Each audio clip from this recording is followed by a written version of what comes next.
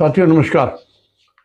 जैसा कि हम सब लोग जानते हैं कि थायराइड एक बहुत छोटी ग्लैंड है जो गले के सामने होती है, एडम्स एप्पल के नीचे इसका स्थान होता है और छोटी है लेकिन बहुत नोटोरियस भी है।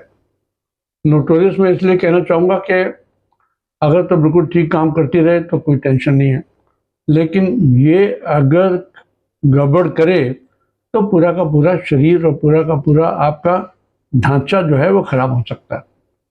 ये इसका काम क्या है? इसका काम यह है कि ये दो तरह के हार्मोन्स, थायराइड हार्मोन्स T3 और T4 ये बनाती है।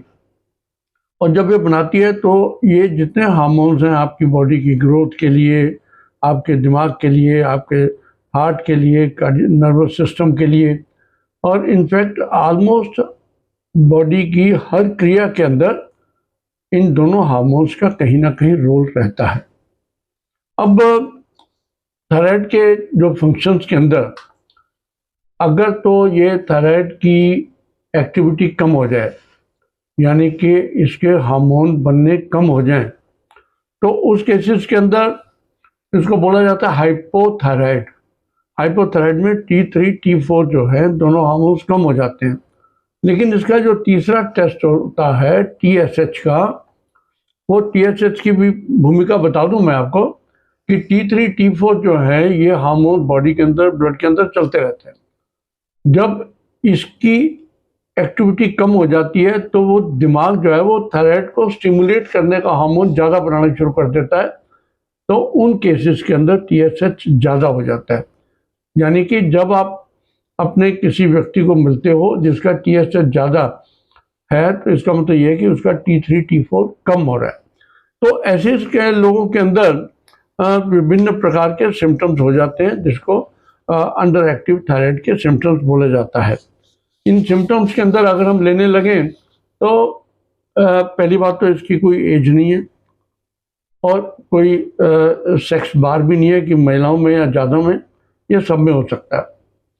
सबसे पहले तो इससे फैटीग होगी, वीकनेस शुरू हो जाएगी, वेट गेन शुरू हो जाएगा, कोल्ड इंटॉलरेंस हो जाती है और उसके अंदर ड्राई स्किन और आपके बाल भी गिरने शुरू हो सकते हैं।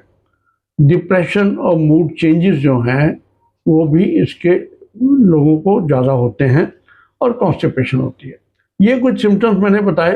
हर एक व्यक्ति में हर एक सिम्टम नहीं होता है, कईयों में कुछ प्रीडोमिनेंट होता है, कईयों में कम होता है।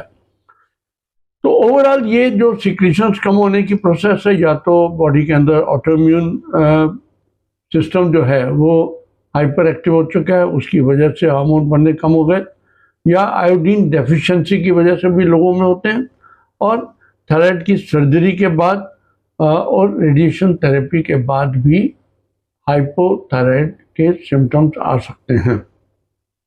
तो ये इन केसेस के अंदर अगर हम ट्रीटमेंट की बात करें तो हाइपोथायराइड जो है वो बहुत इजीली ट्रीटेबल डिजीज़ है, तो इसकी हम दोनों की बाद में बात करेंगे इलाज की।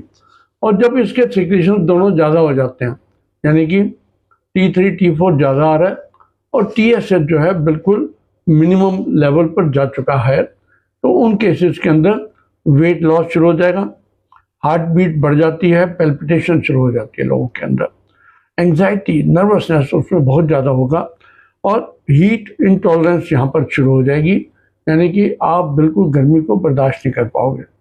ट्रेमर्स, मसल वीकनेस शुरू हो गई और आपके जो महिलाएं हैं उनमें मेंस्ट्रुअल साइकिल के अंदर भी दिक्कतें शुरू हो जाती हैं। तो ये जो बीमारी, इसमें भी मैं बता दूं कि हर एक के अंदर हर एक सिम्टम नहीं होता, कईयों में होता है, कईयों में नहीं होता।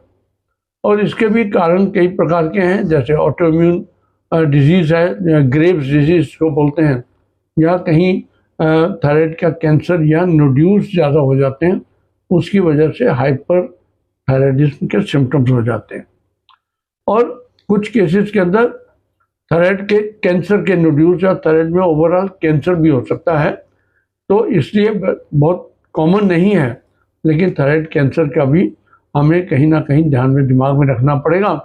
तो उसकी सर्जरी इलाज है, या रेडियो एक्टिव आयोडीन और हार्मोन थेरेपीज उसके अंदर दी जाती हैं।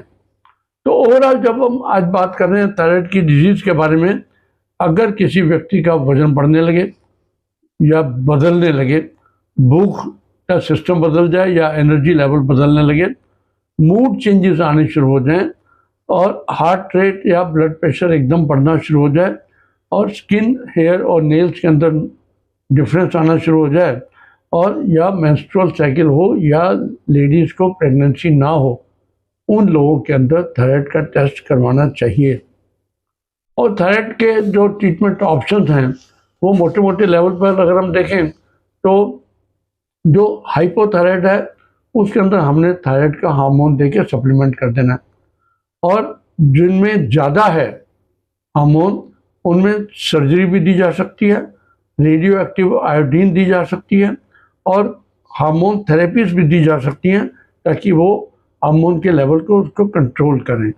तो अपने बॉडी के अंदर हमें इन सिम्टम्स को देखते हुए अपने डॉक्टर के पास जाकर इसका डायग्नोसिस करवाना है, और डायग्नोसिस के हिसाब से जो आपका डॉक्टर एडवाइज करे वो आपने उसका इलाज करवाना है। क्योंकि अगर लंबे समय तक थायराइड कम या ज़्यादा दोनों रहें तो उसकी वजह से आपने देखा कि आपके हार्ट के ऊपर फर्क पड़ गया, आपके दिमाग के ऊपर पड़ गया, आपकी आंखों पे पड़ गया, आपके नसों में पड़ गया, ये सारा का सारा शरीर का सिस्टम जो है उसकी वजह से डिस्टर्ब हो सकता है।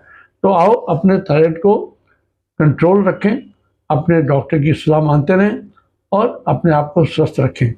ये वीडियो बहुत बेसिक वीडियो दी गई है ताकि मैं मानता हूँ कि काफ़ी अच्छी परसेंटेज के अंदर देश भर के अंदर या विश्व के अंदर थायराइड की बीमारी बहुत ज़्यादा लोगों में हो रही है। तो इसलिए एक तो आयोडाइज नमक खाएं, समय समय पर अपने डॉक्टर की सलाह लें और इस वीडियो को अधिक से अधिक लोगों को शेयर करें, सब्सक्राइब करें ताकि उनके अंदर भी ये ज्ञान पहुँचे, हम सब लोग सुखी रह पाएँ। बहुत बहुत धन्यवाद, नमस्कार।